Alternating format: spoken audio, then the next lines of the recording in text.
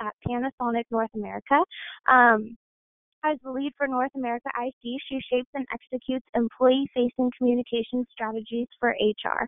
Prior to that, she worked in competitive intelligence and strategy communications for a major telecom provider. Welcome, Allegra.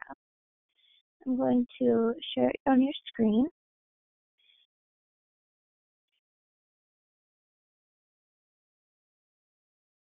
Perfect. Okay, good morning, everyone.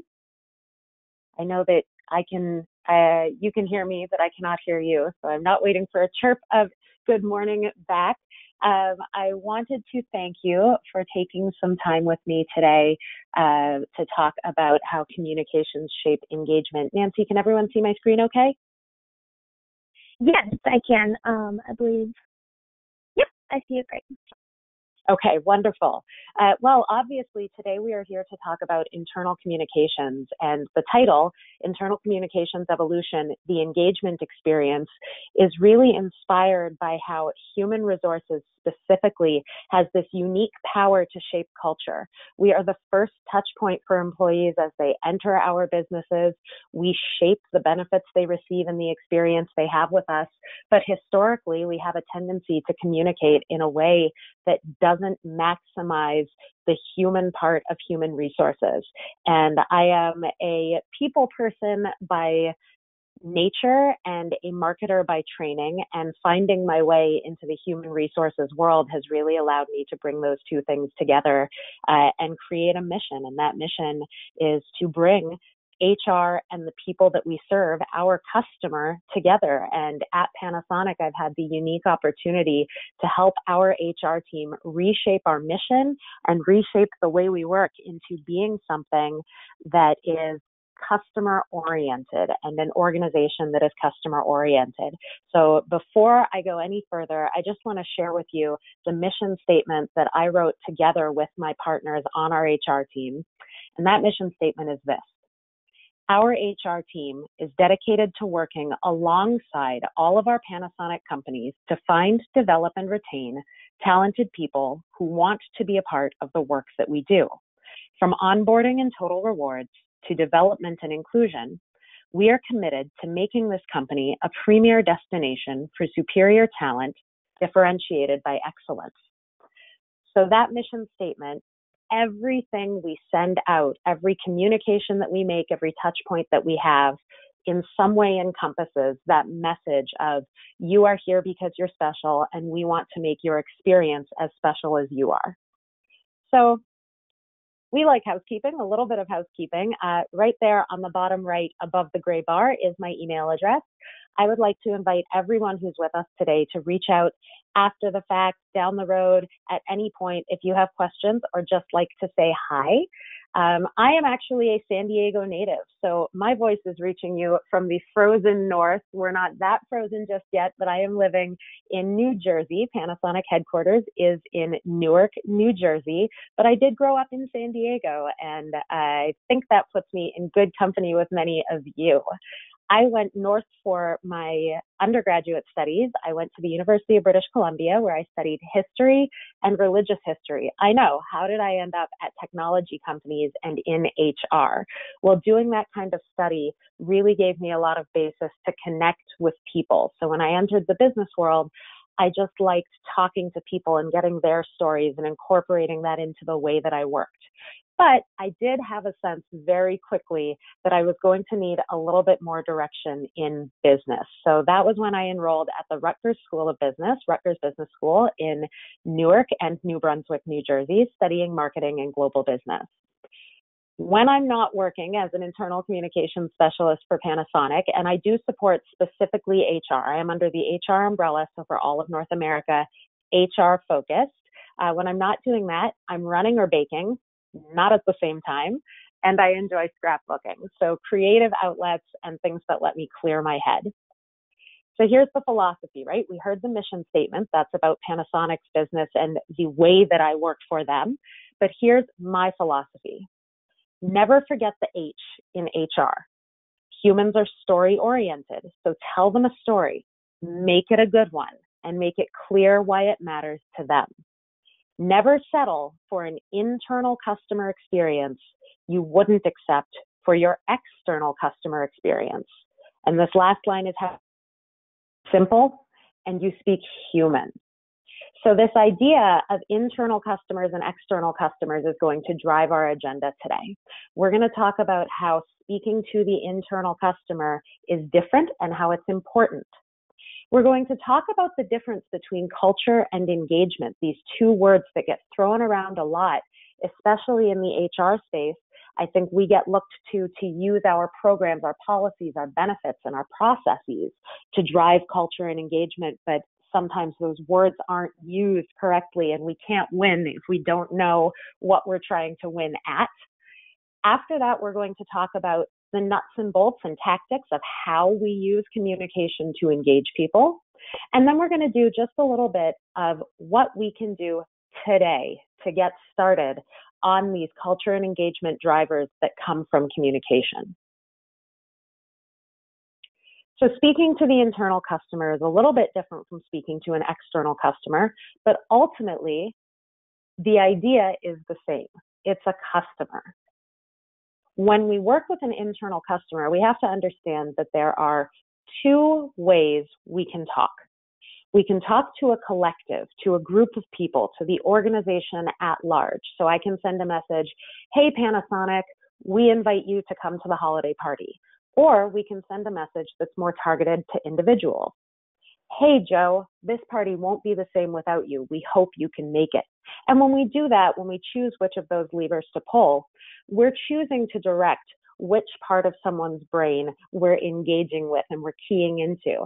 So when we go for the collective, we're keying into that need to be part of a team and a community. When we go for the individual, we're keying into that part of someone's mind that is ambitious or self-driven and has a strong sense of purpose.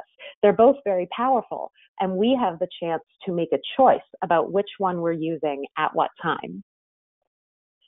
The internal customer is also powerful for us.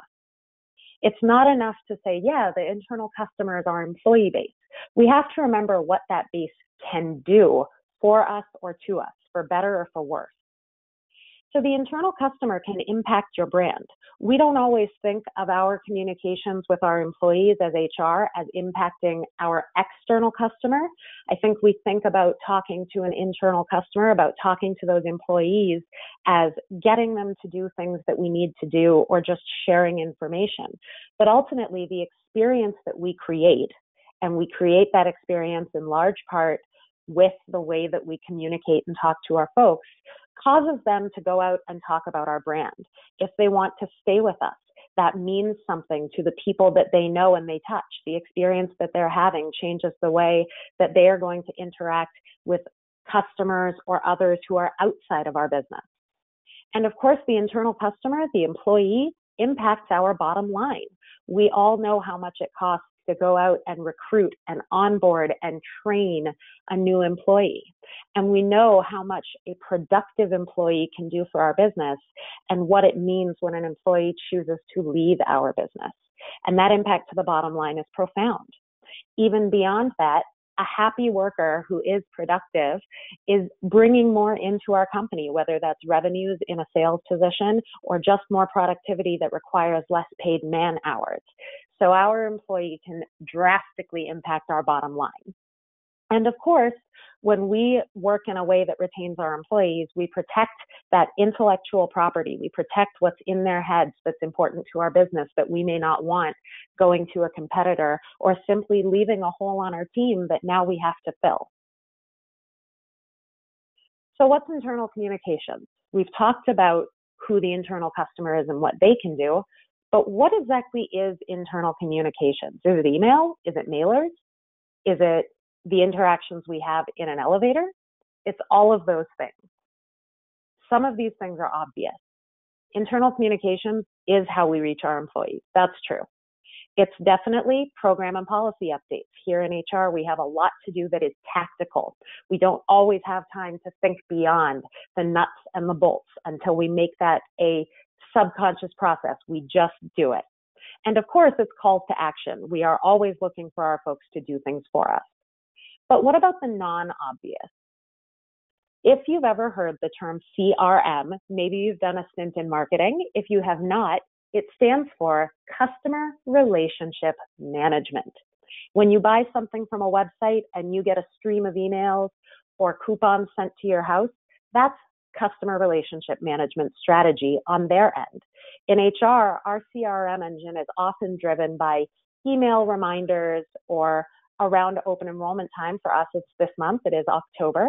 It might be a mailer sent to the house or a voicemail. There are a lot of different ways to go about CRM strategy, but everything that you do to intentionally direct the flow of information is customer relationship management. And if we start thinking about our internal customer as a customer, not just as an employee base, and we start trying to serve them a CRM experience that is going to be, and this is a term, I'm not being weird, sticky. If we're going to use tactics that are sticky, we're going to create benefits for ourselves and hopefully a spike in whatever metric we're tracking, whether that's participation in a program, clicks through our emails, or even people showing up to events that we are holding. Another thing that's non-obvious about internal communications is that this is a culture engine. The way that we talk is the way that we are heard, and the way that people hear us shapes their experience of culture. Internal communications is also one of the most powerful retention tools that we have. We make people feel a certain way when they receive something from us, whether they know that they're feeling something or not. If they just delete an email without reading it, that counts as part of the experience because there is a reason why they did not feel that it was important, why they didn't see that name or that automated message box as worthy of opening. And if you have enough of those experiences that are dismissive, it unfortunately can cause people to lose connection with our business. So we have a lot of people in our business who are on the young side of the spectrum. We have Gen Xers, we have millennials, and our youngest cohort, Gen Zs. These folks together make up a cohort that consumes employment in the same way as they consume consumer goods. That's a really interesting place for us to sit. And the way that they consume these things is what I call, and what a lot of articles call, always on. That's what you might be familiar with if you sleep with your iPhone on the bedside table and you get up in the middle of the night and you check your email. It's always on. You can receive information at all times, and you have to be able to communicate to these folks in an always on way. So what that means in the scenario I've just described is that anything that we make needs to be accessible on mobile. But it also means that we need to be looking for what I call a surround sound experience. So a surround sound experience that reaches you in front of your face through your computer, to your right or your left through your cell phone, and it's also around you in the space that you work, whether that's posters or bulletins. We use digital signage. We obviously used to make televisions in North America for many, many years. We got a lot of Panasonic screens that we make use of for digital signage, whether that's video content or rotating slide static content. But we make sure to provide an always on and an everywhere surround sound experience. In doing that, we shape the external customer experience by immersing our employees in the voice and the message and the feeling we want them to have. In our case, it's very warm. Hey, listen up. Have you heard? And that helps them to speak to their customers in the same way, because the more we use a voice, the more we shape the voice that the employee feels is appropriate for business. And of course, the way that we shape this experience, as I mentioned on the previous topic, determines our staff retention and our churn rates.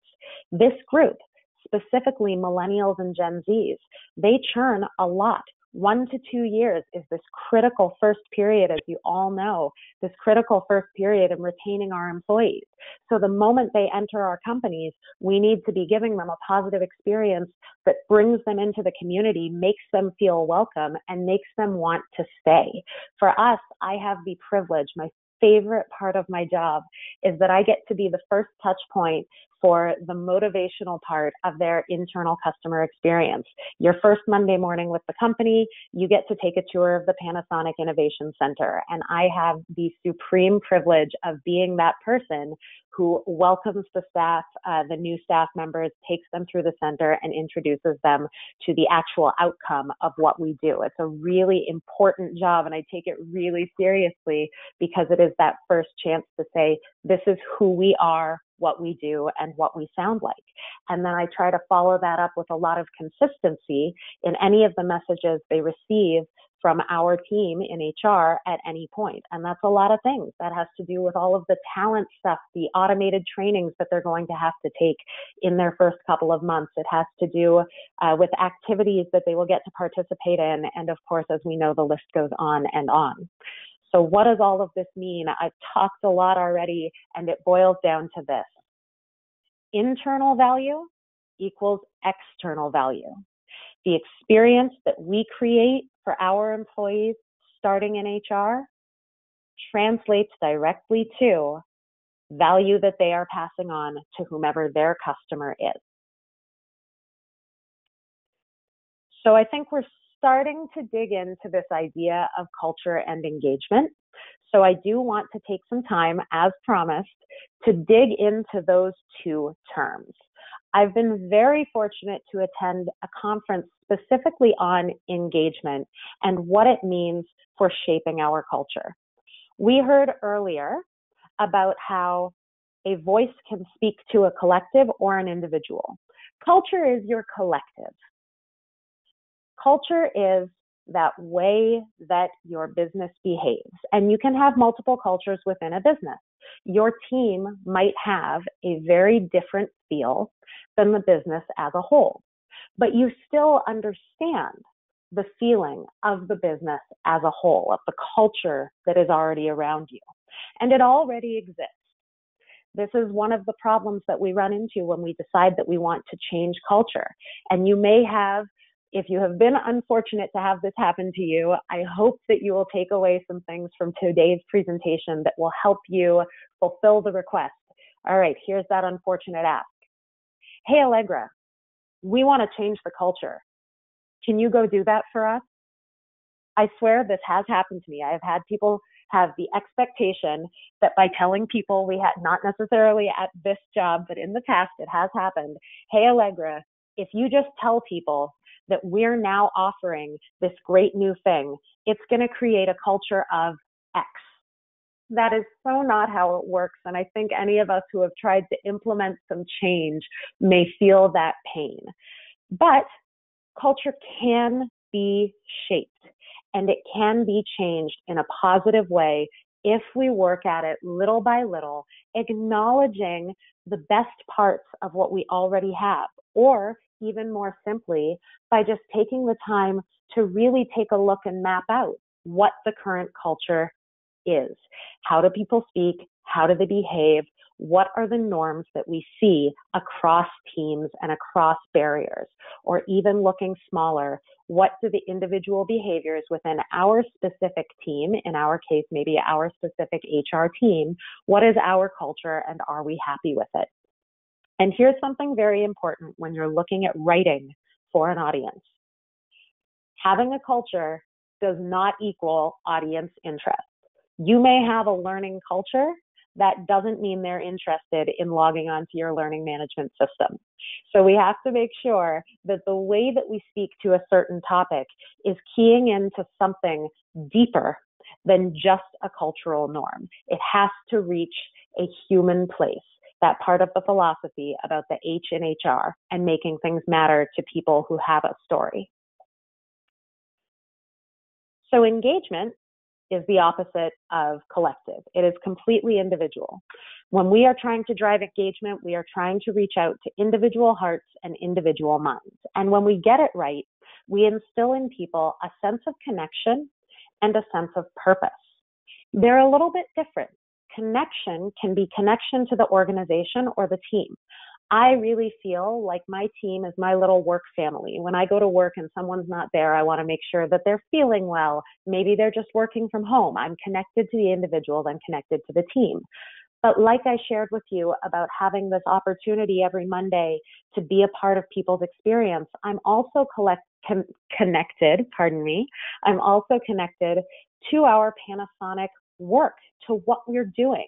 It matters to me because I feel that the work that I do is directly connected to the outcomes of the job performance I exhibit. I am engaged in that duty to the company. And it does fill me with a sense of purpose. So when you fill someone with a sense of purpose, you're giving them a reason to feel good about coming in every day. You don't have snowstorms, but we have snowstorms. So we have to make very sure that when we're asking people to do something, when we're asking them, get up, go to the train station. Also we ride trains. To get up and stand in the snow to wait for that train to come to work, there has to be a purpose. And it's not enough because things have to get done. It has to be because the work that I do touches people, or the work that I do directly influences the quality of our product. And when you start to get this individual who's working with a sense of connection and a sense of purpose, you're going to see energy and commitment. They're going to deliver in the work that they're doing, and you're going to be able to see the difference between commitment in work and lack of commitment in work. These are things that are engaged behaviors. Now, engaged behaviors, all of these things trickle down, right? We've got the individual working with connection and purpose, showing energy and commitment, and that will lead them to, here's the bit that matters for HR, self-select for participation in all of the great things that we spend so much budget and so much time and so much energy to bring to them. They will self-select to go check out what's new in the learning management system. They'll self-select to show up when we have a guest speaker available for them to benefit from. They might even self-select to go in and take our surveys when it's time, if you do an employee opinion survey, or if you need feedback on the benefits enrollment experience that you put out there, whatever it is that you are looking for a call to action about. Engaged employees are the ones who drive your participation. Now, it's pretty common to have about 40% of your audience who are the same 40% who consistently read your emails. And hopefully you will see of that 40%, a lot of people clicking links, opening stuff up, and participating. If we can get that number inching upwards and drive engaged behaviors, it's going to have big ripple effects through our business. And here's why. Why does engagement matter? It matters because, and I know the stat is from 2009, and we're almost, if you can believe it, 10 years down the road from that, but it remains true. Engaged teams are up to 78% more profitable and 40% more productive. I don't care what part of the business you're in, that's a meaningful number. And the numbers go up on the other side as well, right? So if engagement has an opposite, that opposite is burnout and boredom. Disengaged workers have 37% higher absenteeism, 49% more accidents, and 60% more errors, which simply translates to our bottom line, right? Going all the way back to the beginning where we talk about what's obvious about an internal customer, what they can do. They can impact our bottom line. We have the positive and we have the negative of that on this slide. So why else? We're HR, right? We offer a suite of services. We want to know what engagement means for us. I want to make this story matter to us. Engaged employees are aware of their benefits. They're not going to be likely to fall into that category of, I didn't even know we had that. They are going to use their benefits more, and knowing what's available to you and then using that benefit is key to churn reduction.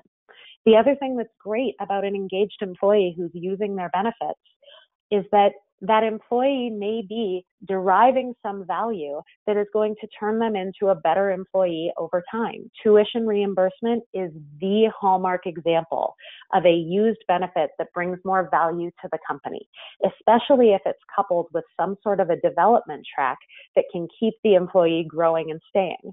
But we don't let them know that well enough to encourage them to do it. And if we don't do that, then they're not going to give us that benefit. So if we are, and I'm using the tuition reimbursement as the example, right? So in our business, we are adding an enhancement to our tuition reimbursement program. Starting 2019, it is going to be a completely digital online process. No more getting things signed by your manager or signing yourself. It's digital, e-sign, and no paperwork. That's a big benefit to our employees. And as a business that's 100 years old, we are still bringing a lot of these processes into the future. So I'm going to take a three-pronged approach to letting our team know about this. I'm going to let the people who are already engaged about this program know mostly about the procedural change.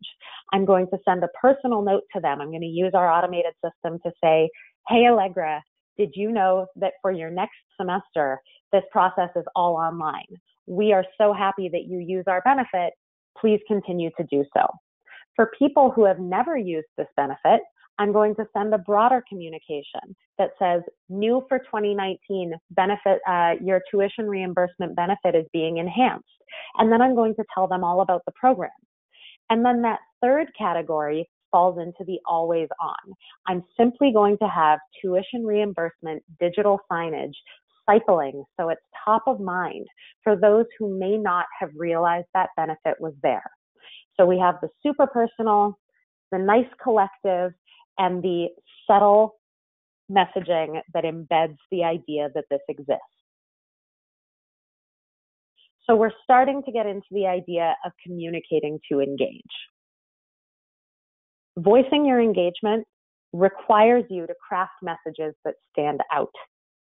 Unfortunately, a lot of the information that we receive, and this is true for us personally as consumers, as employees, we see a wall of sameness. And a lot of times it's a wall of text, a lot of words on a page. They all look the same and they sound the same, but not in a way that is meaningful. Having a consistent voice is not the same as having everything sound alike. Having a voice means that you say things warmly, or you say things boldly, or you say things simply. But having things sound the same means monotony, means boredom, means that every email starts as though it came from a template. Every poster looks the same. You need to strike a balance in crafting messages that stand out between having a clear brand. Everything looks the same way when it comes from the, let's say, health benefits folks, but the message within it is written in a way that stands out, or the images change. The shape might be the same, but the imagery or the messaging might change a little, but always with the same tone of voice. I'm going to clarify that a little bit by talking about what engagement feels like and also showing you some examples of how I do it. So what engagement feels like for an employee when we talk about a message that is going to hit them where they live, these are the ideas that need to be embedded. I am valued. I am proud of my team. My goals are challenging and achievable. I am motivated. My work matters. I'm learning, and I am recognized. Now let that one hang there for a minute. I am recognized. Recognition often gets lumped into this category of something very formal. And in a couple of minutes, I'm going to talk to you about recognition culture and what that can do when it gets embedded into the way that you speak to your team. But I want you at some point after, when you have a chance to revisit these slides, to think about the difference between I am valued as an individual and I am proud of my team. I am valued as an individual and I am proud of my team. That balance between the individual and the collective, when we find a way to write our messages to speak to both of those things at the same time, is very, very powerful. So when we choose our channels to try and communicate these things, we want to be strategic as we move through the options that we have and think about how we're going to choose to reach folks.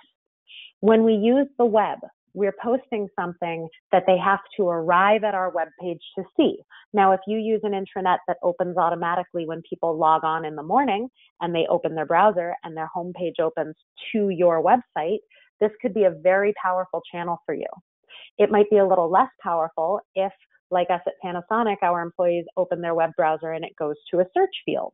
If you're automatically directing folks to your intranet, your web channel is a great always-on tool. Email is a classic. I can't not mention email.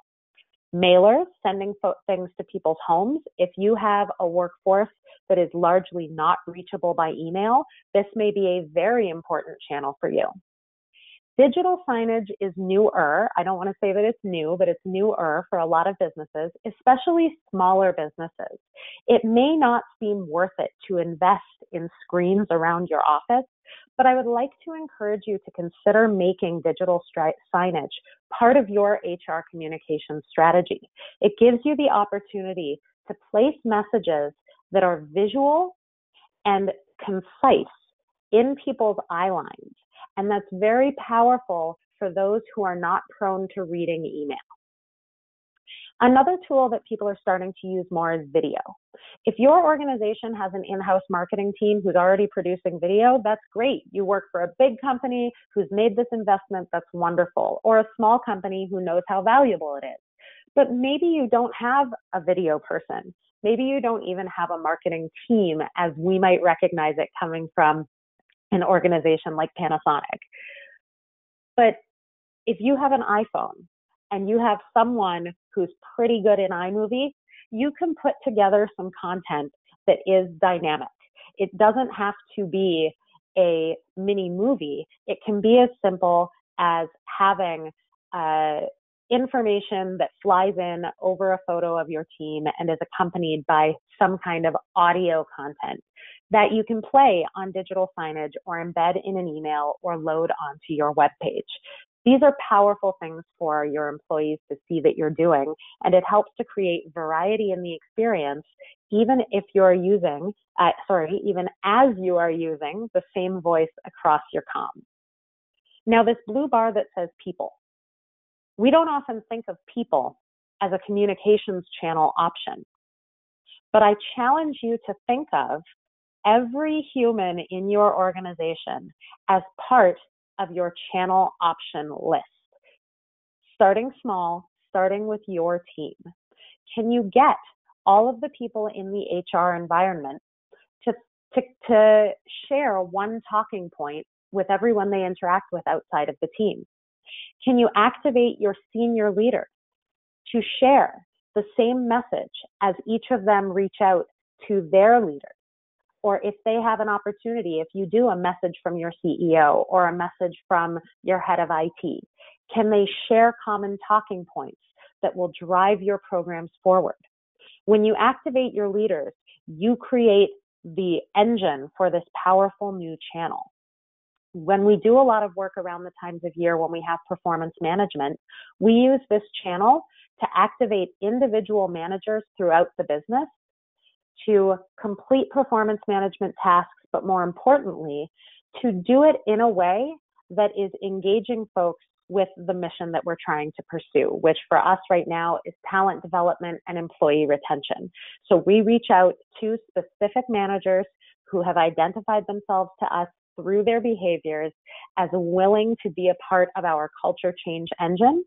And we hope that by activating them, other managers in their organization will see how great their teams are doing, or that they will proactively, as engaged employees, go out and encourage other managers who they work with to make these talking points a part of their one-on-ones and their performance management conversations. And we do see that ripple effect works. So what do I mean by recognition culture?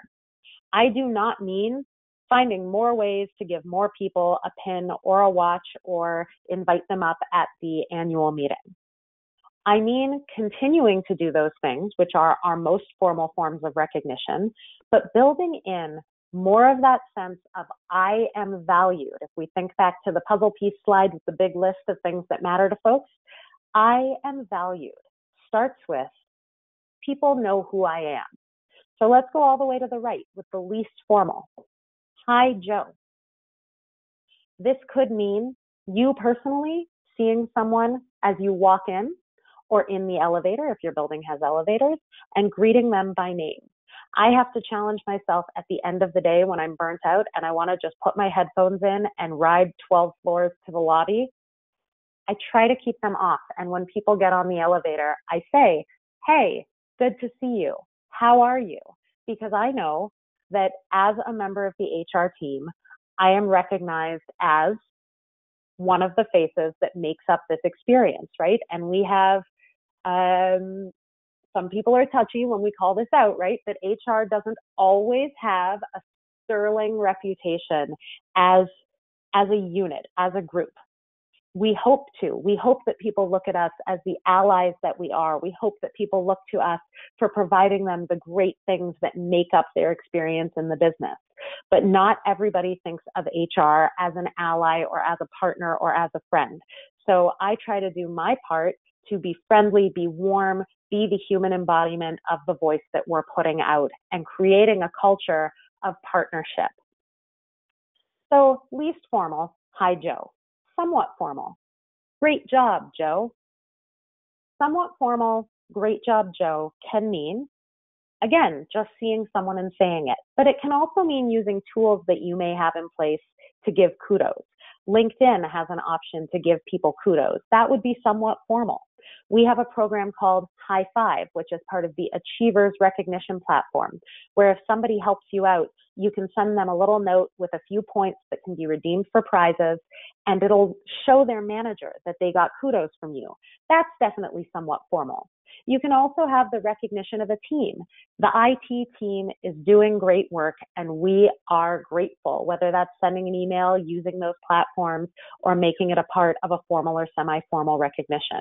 And then, of course, what we might all recognize as calling someone up, a senior leader calling someone up in front of their peers to say, we are recognizing you for a job well done. Each of these things has a function in activating engagement feelings in an employee. When an employee has their basic needs met, and for those of you who have studied psychology, you may recognize these from Maslow's hierarchy of needs. There may be some controversy in the psychological community as to the order that those things go in or whether you buy them. But when it comes to engagement, these three things are true, real drivers of engagement behaviors. So when we use the least formal recognition options, where we're being really literal, I recognize your face and I tie it to a name, we're contributing to someone's feelings of self-esteem. That is incredibly powerful for making them feel like a part of our community. When we use those somewhat formal levers, we encourage their sense of belonging, that they're wanted here, they're valued here, and the work that they do matters. And when we go that most formal route, when we acknowledge those people who are working the hardest, doing their best, and who have earned the chance to stand up in front of their peers and be recognized, we pull down that self-actualization lever and we create a very sticky moment for someone in our business. That self-actualization driver is tied to ambition and a desire to move up within our organization. It also comes with some fulfillment, some self-fulfillment prophecy, where once people have been recognized, they want to continue to deliver at this level. They want people to know that they do this great thing that they have been recognized for on a regular basis, that it wasn't a one-off. These are very powerful things that are all driven by different facets of that word recognition. So all of these great things, communicating to engage, treating people like individuals while still honoring the collective, speaking with a unified voice. Sounds great, right? Oh yeah, right. But the struggle is that we live in the real world. We are not the only team sending emails. Our people are consistently overloaded with digital content hitting them from the computer screen. We have an audience that is not a monolith. We have the collective, but we have the individual. If you work in an organization that has grown like we have through mergers and acquisitions, you may have pieces of the business that work on wildly different types of product. In our case, we have parts of our business that are on completely different benefits platforms or that don't use Workday yet while the rest of our business does. So you have to figure out How can you effectively segment your audience? Do you have the bandwidth to write the same message 3 ways? Can you meet the deadlines that may be on you if you're talking about something like legal requirements to notify people about changes to their FSA or HSA? How do you manage your audience and get your message across and hit on all these great cylinders that I've been talking about that sound like, hey, I want to do that? How do we do it and reach our audience the way that it exists? It's hard to be brief. Brevity is a struggle point for many of us. It is very difficult to condense all of the information that you want to share into a few short sentences. Now add to that, if this happens in your business, maybe you write something, you send it over to all the HR business partners to look at for their piece of the business, whatever they're doing. In our case, we have many of them, and they support very different audiences. And each one sends back an edit. Well, my folks care about this, and my folks care about that, and I'd love it if we could add this. All of a sudden, your few short sentences have become 3 paragraphs, and you're back to tightening up and tightening up and tightening up, which leads to the question of prioritization. Whether you have 5 things that you need to communicate, or you have one thing that has 5 points that are important, you can only ever have one top priority. So you will have to find a way. The struggle becomes choosing what is the most important part of this message, or which of these 5 things has to go this week and what can wait, because if we send it all, nothing gets read. Here's how you win. Combine your content wherever you can, and I'm going to show you an example of how we do that. Combine that content into categories that make sense, whether it's geographic or by topic. Use multiple channels. We've talked about that a lot already, so I don't want to beat on the horse, but do your best to communicate in surround sound where you can. One thing we haven't talked about yet is third-party vendors who can help you consolidate. We have a piece of our business that has a lot of employees who don't have email, so they use something called Ready App, which is an app folks have downloaded on their smartphone, and they can push messages right to there. They can add video, they can give to-do lists, they can link straight to things that people need to see and not have to reach anybody by email at any time. Maybe you want to use embedded features in Workday, like adding or something similar if you use something similar, or loading something into someone's Salesforce.com. Whatever the platforms are that you're using, do they provide you options for communication? And many of them do. We've spoken before, right, about brevity. Sometimes the secret to brevity is just speaking more simply. If you're describing something in 3 words, could you describe it in 1? Once you've nailed down that simple message, repeat it using the multiple channels that you have at your disposal. And finally, this is a big one, activate your partner.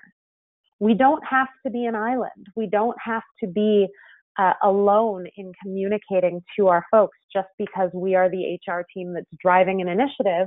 In our case, using our marketing team has been a big benefit because we've had the opportunity to get more measurement tools from some of the programs that they have that we didn't have. So we're looking at ourselves as marketers, as salespeople, right? I've spoken a lot about the internal customer. So we're now marketing our programs instead of just pushing out content. And we're using our marketing team as a partner. We think of individual managers at different places in our business as partners to us.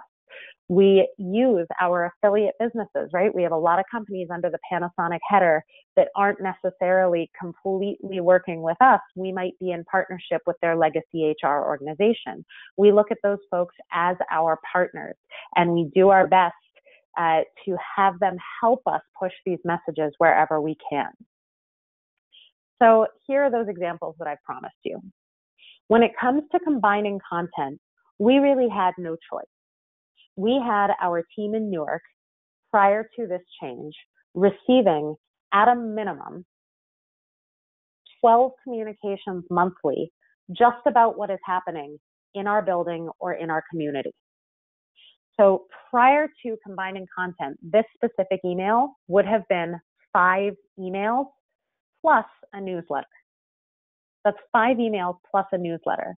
And that doesn't even count anything that might have gone out from the IT folks letting you know that you might have an update pushed to your computer, from the building letting you know that the lights are going out early this Friday. It might not have included anything coming from the cafeteria about, hey, our in-house baker, we're very fortunate to have an in-house baker, is offering ghoulish goodies if your kid has a bake sale. Those would have all been separate emails on top of these 5. But we sent one. We started our HQ news, and these bullets you see at the top are hot links. So we don't expect anyone to scroll all the way through the email and see all the content. We give them the at a glance of what the highlights of this issue are, and those are live. So we will have an opportunity to see where people wanted to jump to. So it provides them a benefit. They can get where they're going easier, and it provides us a benefit. We can see which items were most popular. For us, this had the incredible benefit of spiking participation in our nurses programming. We have a nurse on site, and we offer things like we bring in a portable mammogram a couple times a year. We offer vision screenings in our building. You can get a flu shot using our on-site nurse. You can even have your blood work drawn if you need your panels done. And people don't necessarily know about those things. And previously, our newsletter went out only once a month. So if we communicated on November 1st that vision screenings were available on November 24th, we would get very minimal turnout. But the HQ news goes every 2 weeks. So we tell them on the 1st, and we tell them again on the 14th, whenever that Monday is, around that time. And we've seen a big spike in participation because things are getting back on their radar. It also puts us in a community forum with our partners. Our community outreach team has all these programs. We want people associating everything that's happening in our building as part of the Panasonic umbrella. And I will ask you, I should have said this before, you don't have these in your slides. That's intentional. So I would ask you not to take a screen grab because it does have our logo. It's not privileged content, but just I would ask that. I apologize. I should have said that before. But in any case, using this format allows us to create a one Panasonic feel. Here's an example of something you would see on our digital signage. Everything that goes up from HR on our digital signage uses this format. So you'll see a color bar on the left. Red is for benefits, blue is for learning and development, green is for community involvement, and we use like a dark gray, a gray-black, for things like time off, what we call live your life benefits. And then those 2 gray bars. And that is all the space for text that you get if you're using digital signage. And then that background image is the dynamic changing part of the communication. So when you walk in and you see a pair of glasses and that red benefits, you sort of know where this is going. And then we use very minimal text to communicate only what someone needs to know. And we put these up on our monitors, which are pretty large, and it creates an easy touch point that is easily reinforced. So when we talk about reinforcement, this is where we get into doing things that are real and positive. We want to give people great experiences and great takeaways, whether that's swag that we're buying and giving out, or sometimes we will have one of our interns use one of our Panasonic Lumix cameras to take headshots for people. And that's a great takeaway. They might not have had one done the last time. Maybe they're using an old picture. That's a great takeaway for them. Community is part of giving someone a good stuff when you're building the community. And then embedded content, right? This is that reinforced surround sound, embedding things in people's mind, but it's also dynamic content like video that feels good, feels human. Here is an example of that human contact. This is something we call HR Connect, where we have folks come together in the lobby around lunchtime. Sometimes we advertise them. Sometimes we treat it like a pop-up, so there's a surprise and delight element. People come up. They get a chance to interact with us. They see our faces, learn our names. We introduce ourselves. They spin our wheel, and we share with them about something specific. In this instance, I believe we were talking about our high five recognition program, and we invited people to come and talk to us. Another surprise and delight, a positively real reinforcement, something I call a real world anchor, is giving people an opportunity to be at their desk and interact with someone from another team. We have 12 floors in our building. You don't necessarily see everyone if they're not on your floor. The woman driving our snack cart for this Snack Cart Thursday is Jess Hodkinson. She is the senior counsel. She is our lawyer at Panasonic. She runs the show. She's kind of a big deal. We're very, very proud of her. And she had the opportunity to meet a ton of people who would never have gotten to meet her if we didn't run the Snack Cart Thursday program. It costs us almost nothing to fill those bowls with snacks for our people. And it costs us nothing to ask Jess to put on a smile and meet them. And one person on each floor from her team had this big impact of making our legal team known and warm to our employees. And it's a different team every month. So HR has done it, IT has done it. Sometimes teams will come to us and they'll ask, hey, can we have a Snack Cart Thursday because we're rolling out something new that we want people to know about. So those real world anchors can be actions. They can be items, physical branded giveaways, or they can just be information that are on people's eye line. For our employee services team, we have 5 people manning the phones for 10,000 customers. Yeah, it's amazing. And they manage it because most of our functions are online, they're automated. And the things that are not, we have found that this is the number of people that can manage the calls that come in on a daily basis. We don't have a particularly needy workforce. Most of them reach out by email, and we are able to resolve all our tickets. I know it sounds crazy that 5 people can manage that kind of volume, but they do. But in our last employee opinion survey, people thought that they were talking to a third party. It wasn't clear that employee services was sitting in Newark working from our HR team to serve this population. So we made this postcard and we sent it out as a mailer to those locations that don't have email. We put it up as digital signage in all of our buildings. We sent it out on our intranet on the carousel, accompanied by a video introducing these folks, warming up HR and explaining these are real people that really are here for you. On the bottom right, you can see 2 of our folks. The one in the front is the girl who's second from the left, and the woman in the background with the red hair was one of our summer interns. And this woman in the gray had participated in HR Connect and then came over to Employee Services for help signing up and logging in to that high five program we were advertising. So we are using the real world to back up our digital content. So how do you do it? What can you do starting today? I know we're coming close on time. I apologize. I get so excited about this stuff. You can choose a message. You can decide where you want to start and what's important to you. You can choose a tone. You can decide if it makes sense for what you are doing as a team to speak warmly, to speak boldly, to speak seriously. You can make those decisions. You can find your friendlies. Who are the managers in your business? Who are the engaged folks that you can work with today? And you can start building consistency. And start small. Practice within your team. Practice honing the voice as a team. Identify channel imbalances. Are you relying too much on email? Do you send mostly mailers? Do you have a channel imbalance that you can work with? Maybe you need to take a step even further back and just identify your channels. Do you think about your channels? Can you start thinking like a marketer when you go to be successful as an HR team? And I beg of you, whatever you do, pilot one change at a time. You cannot measure the outcome. If you pilot 2 things, you won't know which of those 2 things made that impact for you. Pilot one change at a time. I know it seems obvious, but people forget it all the time. We get so excited. What if we did X and Y and Z? But we're going to do one thing at a time. And finally, track and measure your results. If you are fortunate to be using a CRM tool, a customer relationship management tool, we use a program called Marketo. It gives us feedback on which links were clicked, how many people clicked them, how many people opened our email, and what were our engagement behaviors. The more you can track and measure your results, the more you can double down on what works. So with that, we do have a couple of minutes left. I do apologize for not leaving just a little more time for questions and discussion, but I would like to open that up now.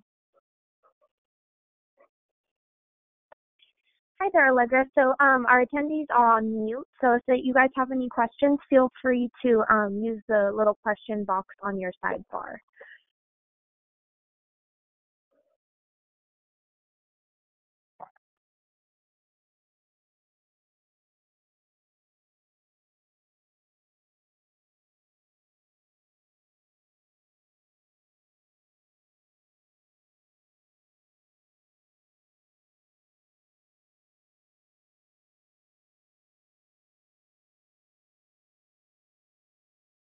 Oh, thank you. What a sweet note.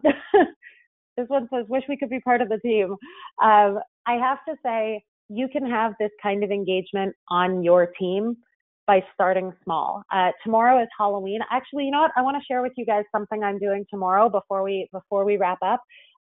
We don't have anything planned for Halloween, but I happen to have 3 sets of mouse ears, 1 hat, a pirate sword, and a printer.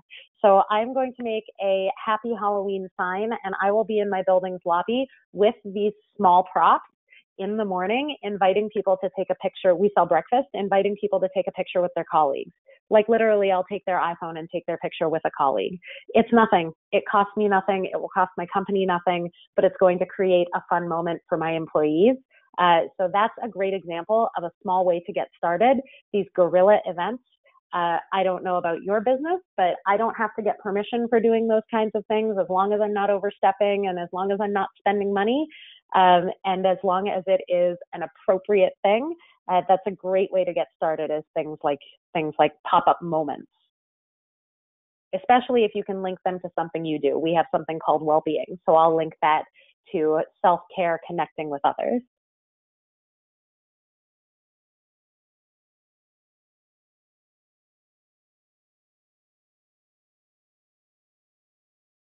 I have a small team of 8 people. I send them emails to connect with them. I do not get replies back that easily. Is there some other more personalized way to build the team, because their timings are different and they do not work at the same place all the time? That is a great question. And I think what I'm going to do, Nancy, if it works for you, is if you can send me all of these questions, and I will email you back some answers that you can send to everyone who attended. Yeah, that's a great idea. Yeah, I'd be happy to do that, especially because we're short on time. I am happy to answer if whoever asked this is still on the line. It is really hard to get replies back. A lot of the time, the subject line can be a really big driver. If you add the words "you" or more formally "action required" in your subject line, it can tell people that they need to reply now. That might be helpful just from a tactical perspective. Team building is different to every team, especially when you have people who are remote. So for you, as someone with people in different places, you may want to write different versions of the same message. So copy the bulk of it, but tweak it a little bit to speak specifically to the folks who are in different locations. It shouldn't take a whole lot of time, but it can have a very big impact.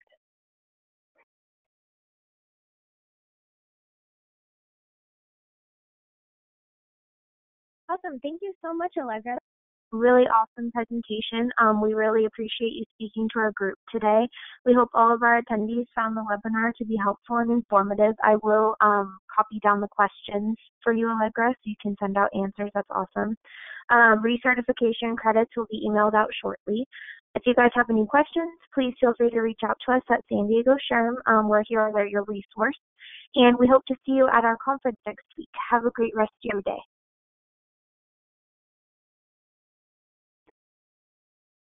Thank you so much.